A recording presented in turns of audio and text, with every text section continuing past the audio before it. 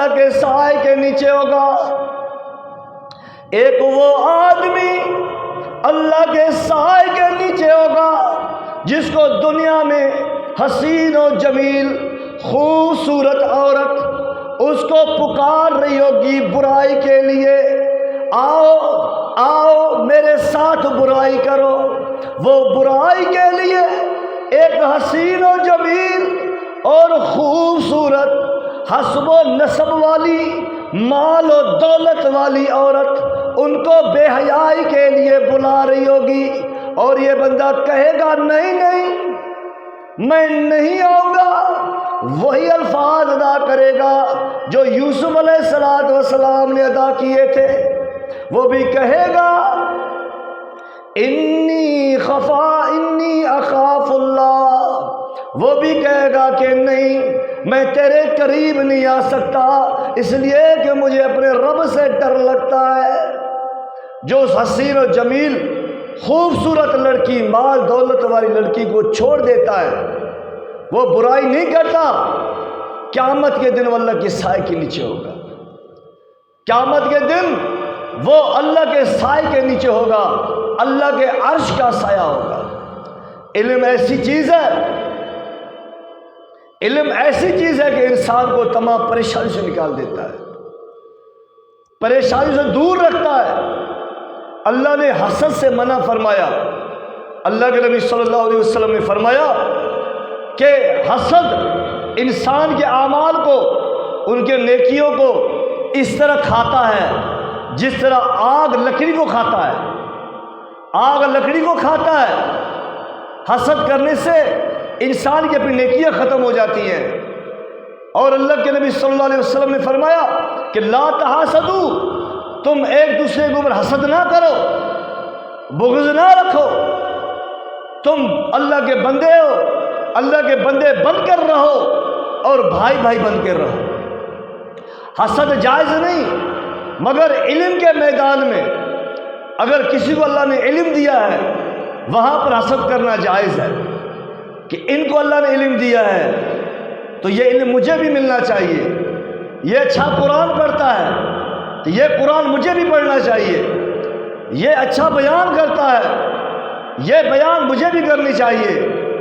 اور اتنا علم اللہ نے اس کو دیا ہے یہ علم مجھے بھی حاصل کرنی چاہیے۔ اس علم کے معاملے میں حسد کرنا جائز ہے، باقی اسلام میں کسی بھی پہلو میں علم یعنی حسد کرنا جائز نہیں ہے۔ لا حسد الا فی اثنتین، اللہ کے نبی صلی اللہ علیہ وسلم نے فرمایا حسد کسی بھی طرح جائز نہیں ہے، سوائے دو جگہوں پہ حسد کر سکتے ہو، سوائے دو جگہوں پہ حسد کر سکتے ہو، جائز ہے، اس کے علاوہ حسد کرنا جائز نہیں ہے۔ رجل آتاہ اللہ مالا، رجل آتاہ اللہ مالا فسلطہ علی حلقتہ فی الحق، نمبر ایک اس آدمی کے لیے، اس آدمی کے معاملے میں تم حسد کر سکتے ہو جن کو اللہ نے مال دیا، اس مال کو وہ اللہ کے راہ میں اپنے حق پر خرچ کرتا ہے، اللہ کے راہ میں خرچ کرتا ہے مال کو، دائیں بائیں آگے پیچھے ہر طرح سے مال خرچ کرتا ہے اللہ تعالیٰ کی راہ میں۔ اس پہ اللہ کے نبی نے فرمایا کہ تم حسد کر سکتے ہو، اللہ اتنا مال مجھے بھی دے دے تاکہ میں بھی خرچ کروں، تیرے بندوں میں خرچ کروں، تیرے دینی اداروں میں خرچ کروں، بیوہ عورتوں میں، یتیم بچوں میں، غریب اور نادار لوگوں میں، جس طرح یہ خرچ کرتا ہے اس طرح میں بھی خرچ کروں، یہ اللہ مجھے بھی مال دے دے۔ یہاں فرمایا کہ حسد کرنا جائز ہے، اس کے علاوہ حسد جائز نہیں ہے۔ اور دوسرا وَرَجُلٌ آتَاهُ اللَّهُ الْحِكْمَةَ، ایک وہ آدمی جس کو اللہ نے علم دیا، جس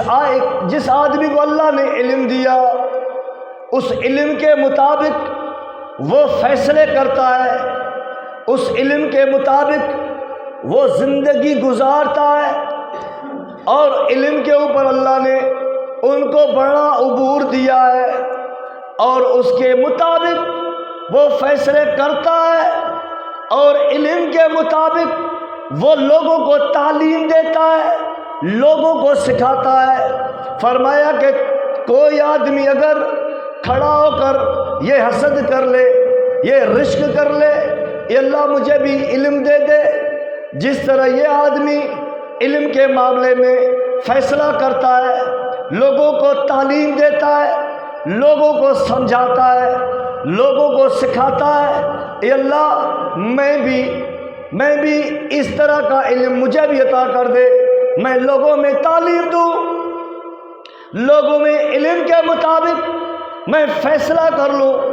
فرمایا کہ یہ اس جگہ پر بھی رشک کرنا جائز ہے، حسد کرنا جائز ہے، اس کے علاوہ حسد کرنا کہیں پر بھی جائز نہیں ہے، کہیں پر بھی جائز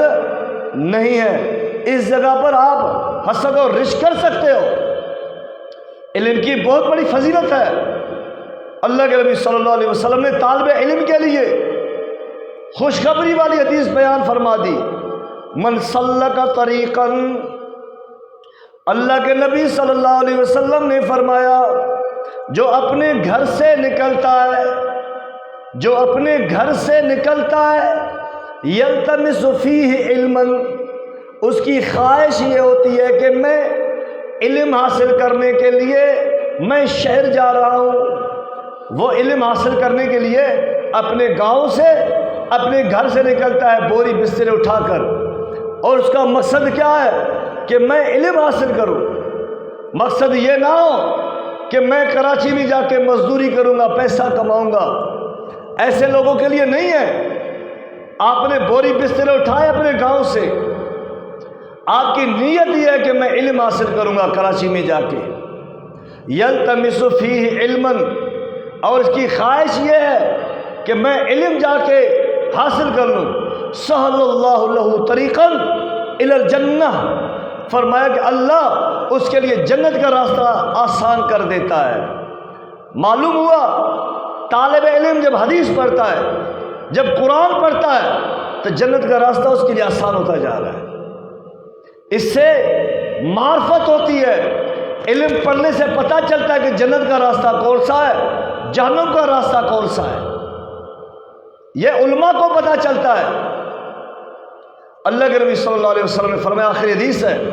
اللہ کے نبی صلی اللہ علیہ وسلم نے فرمایا کہ اللہ تعالیٰ دنیا سے علم کو ایسے نہیں اٹھائے گا، اللہ تعالیٰ دنیا میں علم کو ایسے نہیں اٹھائے گا، بلکہ اللہ دنیا سے علم کو اس طرح اٹھائے گا کہ اللہ تعالیٰ علماء کو موت دے دے گا، علماء کو موت دے گا۔ حضرت علی رضی اللہ تعالیٰ عنہ فرماتے ہیں کہ دنیا میں جب ایک عالم فوت ہو جاتا ہے، دنیا میں اگر کوئی آدمی، کوئی عالم اگر فوت ہو جاتا ہے تو زمین پر شگاف پڑ جاتا ہے، ایک دراڑ پڑ جاتی ہے، اس دراڑ اور شگاف کو پھر دوبارہ اس طرح کا کوئی عالم پیدا ہو جائے یا اس طرح کا کوئی عالم بنے تو وہ عالم اس شگاف کو، اس دراڑ کو مکمل کرتا ہے، ورنہ زمین پر وہ دراڑ بن جاتی ہے۔ علماء کے موت کو آپ کیا سمجھتے ہیں؟ یہ علماء ہیں جو آپ کی رہنمائی کرتے رہتے ہیں، آپ کو فتنوں سے، فساد سے آپ کو محفوظ کرتے ہیں، آپ کی تربیت کرتے ہیں، آپ کو سمجھاتے ہیں، بتاتے ہیں۔ آج ہماری گالیاں علماء کے لیے، پوری دنیا میں لوگ پورا پاکستان کھا جائیں کوئی فرق نہیں پڑتا، اگر ایک قاری یا مولوی صاحب کسی بچے سے اگر 50 روپیہ منگا لے ہفتے میں یا مہینے میں، پھر تو لوگ ٹوٹ پڑتے ہیں کہ یہ مولوی تو سارا دن کھانے کے لیے بیٹھے ہوتے ہیں۔ ادھر پورا پاکستان کھا جائے لوگ، کوئی فرق نہیں پڑتا، مولوی 100 روپیہ بھی نہ کھائے بچوں سے لے کر۔ اور پھر جو برائیاں علماء کی ہوتی ہیں، مساجد کے امام اور قاری کے لیے جو ہوتی ہیں، اس کے نتیجے میں عذاب دیکھو اللہ کا قہر جو آج ہمارے اوپر برس رہا ہے، صرف اس ناانصافی کی وجہ سے، ناجائزی کی وجہ سے۔ جن کو عزت دینی چاہیے تھی ان کو عزت دی نہیں ہم نے، جن کو نہیں دینی تھی ہم نے آج ان کو ہم عزت دیتے۔ اللہ کے نبی صلی اللہ علیہ وسلم علی رضی اللہ تعالیٰ فرماتے ہیں لوگوں علماء سے درگزر کرتے رہنا، علماء سے غلطیاں ہو جائیں، کوتاہیاں ہو جائیں، ان کو معاف کرنا، ان کو تنگ نہیں کرنا، ان کو طعن و تشریح نہیں کرنا۔ پھر حضرت علی فرماتے ہیں لوگوں اگر علماء سے تم سوال کرو، اگر ان کو جواب نہ آئے، ان کو زیادہ تنگ نہ کرو، مجبور نہ کرو۔ اس لیے اللہ کے نبی صلی اللہ علیہ وسلم نے فرمایا کہ اللہ تعالیٰ سے بخاری میں حدیث ہے، اللہ تعالیٰ علم کو یوں ہی آسمان کی طرف نہیں اٹھائے گا، بلکہ اللہ علم کو اس طرح اٹھائے گا، اللہ تعالیٰ عالموں کو موت دے دے گا، علماء زمین سے مر جائیں گے، جب علماء فوت ہو جائیں گے تو زمین پر جاہل بچ جائیں گے، زمین پر جاہل رہیں گے، تو پھر یہ جاہل اپنے میں سے کسی جاہل کو عالم بنا دیں گے، سردار بنا دیں گے، وہ سردار ان کے لیے فیصلہ کرے گا۔ یہ لوگ جاہل سرداروں سے فیصلے کروائیں گے، پھر وہ جاہل سردار ایسا فیصلہ کرے گا، ضلوا فضلوا، ایسے فتوے دے گا کہ خود بھی گمراہ ہوگا، دوسروں کو بھی گمراہ کرے گا۔ آج اٹھا کے دیکھو ہمارے سرداری نظام دیکھو، جو فیصلے ہوتے ہیں گاؤں دیہاتوں میں، اور ان کے فیصلے دیکھو، اللہ کا فیصلہ دیکھو۔ تمام لوگوں کا رجحان سرداری نظام کی طرف ہے، اور سرداروں کا وڈیروں کا معاملہ دیکھو